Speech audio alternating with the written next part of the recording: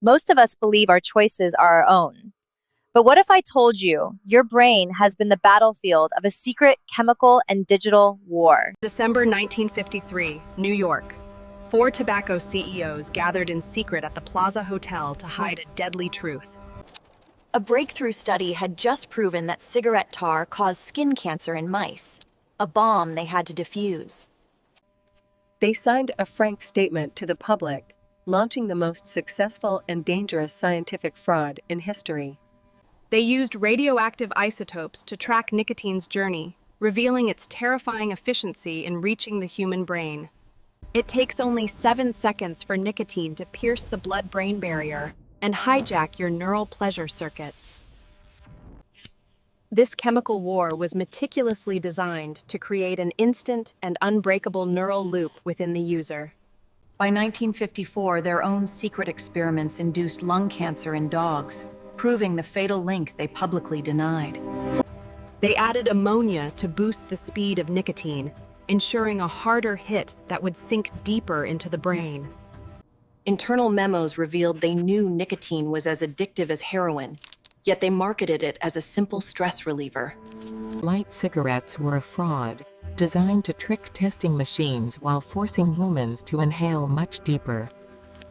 Nicotine unlocks specific receptors, releasing massive floods of dopamine and hitting the brain's master pleasure button. When the chemical fades, these hungry receptors trigger intense anxiety, making the next puff feel like a necessity. This is why 90% of smokers fail to quit, and their brains have been physically reshaped by the industry.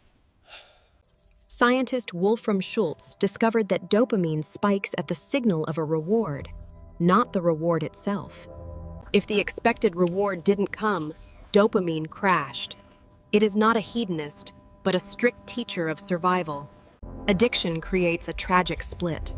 We want the substance intensely even when we no longer like or enjoy it. This system of wanting has moved from the cigarette pack to the glowing screens we carry in our pockets.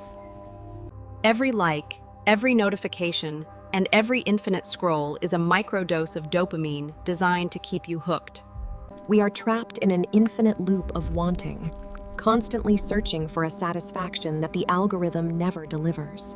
In a healthy, connected environment, the rats ignored the drugged water, choosing life and community over isolation.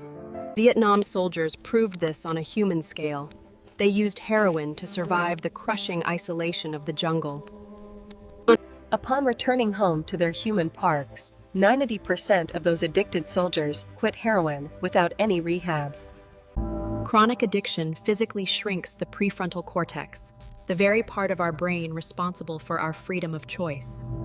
New digital lung systems help people visualize their internal decay, using technology to fight the addiction it created. Our modern society has become a cage of isolation and hyperwork, fueling our desperate need for dopamine escapes.